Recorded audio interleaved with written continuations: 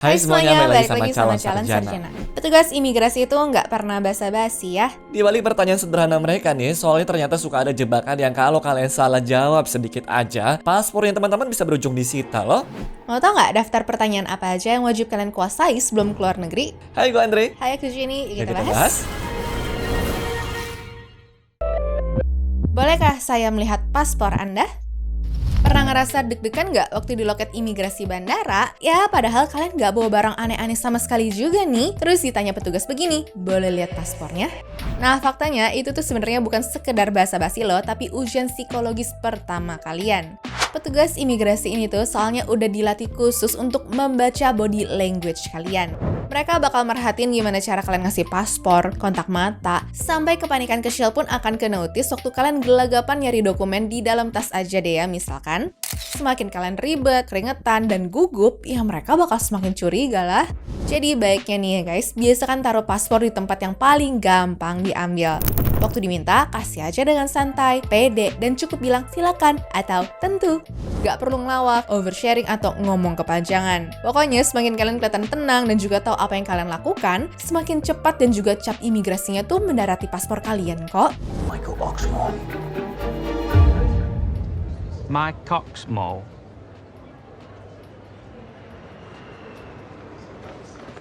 I go by Michael. Berapa lama Anda berniat untuk tinggal? Terdengarnya kalimat tadi tuh ya kayak pertanyaan biasa basa-basi doang kan guys? Padahal nyatanya ini juga tes psikologi loh. Faktanya petugas itu tuh bukan cuma pengen tahu jadwal teman-teman, tapi mereka tuh lagi ngeevaluasi seberapa meyakinkan nada bicara kalian. Coba deh bayangin kalau kalian tuh jawabnya gelagapan. Mungkin 2 minggu, tapi kalau teman ngajak extend ya bisa jadi sebulan. Nah, siap-siap guys, kalau kalian tuh begini, ya teman-teman tuh bakal ditarik ke ruang integrasi lah. Jawaban yang terlalu bertele-tele tuh malah bikin kalian kelihatan kayak lagi ngarang cerita. Sedangkan kalau terlalu ragu-ragu, mereka pun juga bakal langsung tuh curiga kalau kalian tuh nggak punya niat untuk pulang. Jadi lolosnya gimana? Gampang kok. Kuncinya cuma jawab dengan singkat, padat, dan juga pede guys. Cukup bilang aja, saya di sini 10 hari untuk liburan. Atau 1 minggu aja. Titik, udah gitu aja teman-teman. Nggak usah ditambahin tawa gugup, curcol lah, atau detail cerita yang nggak diminta. Kenapa hal sepele ini tuh penting banget? Karena tugas utama imigrasi di negara manapun ya adalah mendeteksi pola orang-orang yang berpotensi melanggar izin tinggal ya.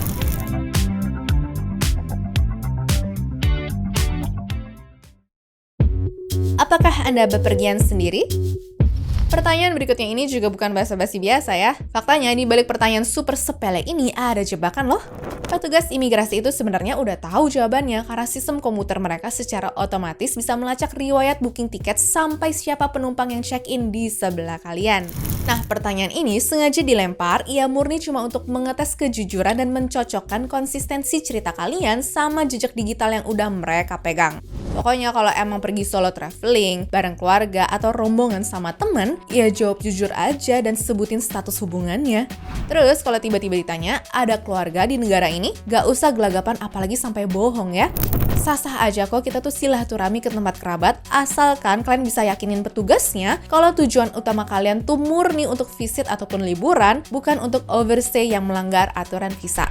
Dan saran aku nih, biar urusan makin mulus serta kelihatan legit, pastikan kalian udah standby nyiapin data nama, alamat lengkap, dan nomor handphone keluarga yang ada di sana untuk jaga-jaga kalau diminta ya. Oke guys?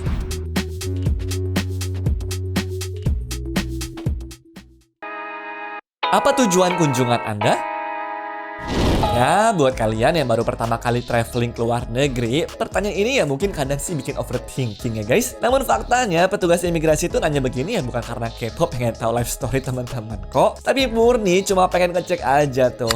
Apa sih alasan kalian datang itu benar-benar sesuai sama jenis visanya apa enggak? Contoh fatalnya begini deh, anggap kalian tuh masuk pakai visa turis ya. Tapi saking gugup ataupun pengen kelihatan keren nih, malah keceplosan bilang seperti ini, mau kerja pak atau nyari peluang bisnis pak. Ya siap-siap aja tuh guys, langsung ditarik ke ruang integrasi ataupun langsung lebih parahnya lagi nih, dideportasi hari itu juga. Jadi paling benernya itu ya jawab aja dengan ramah, pede, dan juga super simple teman-teman. Kalau memang niatnya mau healing, ya bilang aja holiday ataupun lagi liburan. Kalau mau silaturahmi, bilang aja visiting family. Nggak usah dibikin ribet pakai curcol ataupun ngasih detail kepanjangan, ya malah mancing curiganya petugas. Paham ya?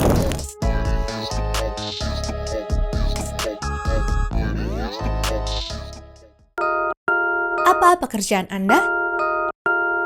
Berikutnya, di balik pertanyaan santai ini, petugas tuh sebenarnya lagi nge-profile kalian secara diam-diam loh.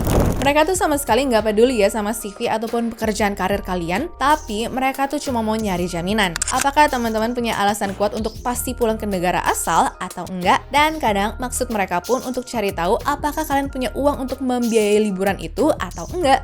Logikanya, kalau kalian tuh punya pekerjaan, bisnis, atau masih berstatus pelajar, ya otomatis kalian punya ikatan di kampung halaman dan gak bakal niat jadi pekerja ilegal di negara mereka dong. Jadi sekali lagi jangan oversharing apalagi curhat segala. Kalau emang lagi jobless atau nunggu panggilan kerja, ya santai aja. Atur aja tata bahasa kalian lebih elegan ya. Misalkan nih, saya lagi ambil liburan pendek pakai tabungan sebelum mulai kerjaan baru pak. Dan selalu ingat, yang dinilai itu bukan seberapa keren jabatan kalian, tapi seberapa meyakinkan dan juga tenang cerita teman-teman. Oke?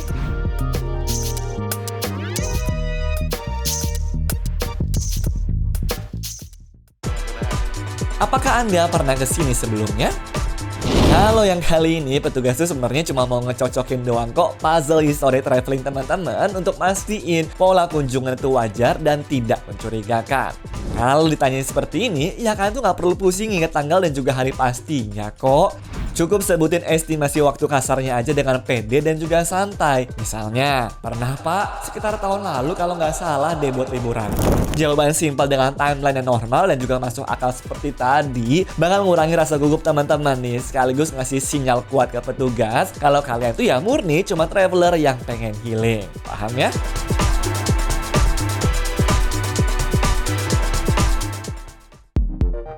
Di mana Anda akan menginap? Kelihatannya sepele banget kan pertanyaannya tuh. Tapi faktanya ini tuh adalah salah satu ujian akhir untuk membuktikan apakah seluruh cerita perjalanan kalian itu konsisten dan juga make sense. Petugas imigrasi nanya begini bukan karena kepo pengen numpang tidur ya, tapi mereka nyari kepastian.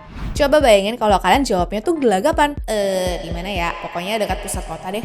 Kelar lah. Kalian langsung dicurigain deh ya guys, karena kelihatan nggak tahu tujuan sendiri. Nggak usah panik dan ngafalin nama jalan sampai kode pos segala kok. Cukup jawab dengan tenang, to the point, dan pasti. Misalnya nih, saya nginap di Pacific Hotel atau di rumah sepupu saya. Lagian fun fact-nya nih, sistem komputer imigrasi sebenarnya udah nge-link otomatis sama data akomodasi yang kalian isi di kartu kedatangan ataupun e-visa kok. Jadi mereka murni cuma ngetes apakah omongan kalian matching sama data digital itu ya.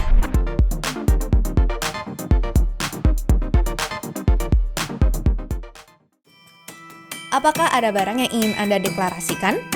Berikutnya, kalau udah lega lolos dari loket imigrasi, terus tiba-tiba di pintu keluar malah dicegat bea cukai dan ditanya, ada barang yang mau dideklarasikan? Jangan asal-asalan jawab ya guys.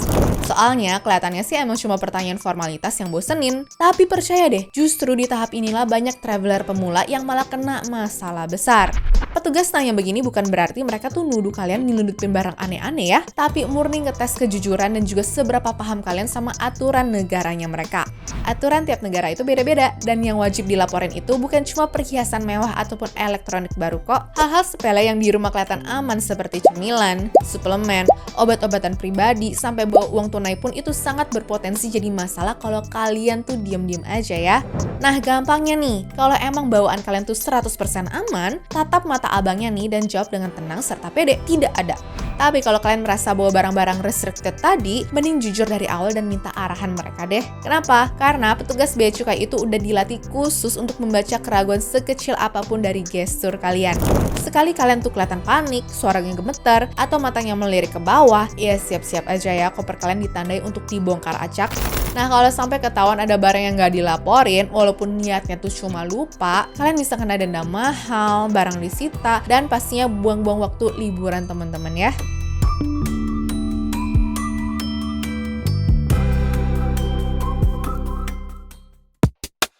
Berapa banyak uang yang Anda bawa?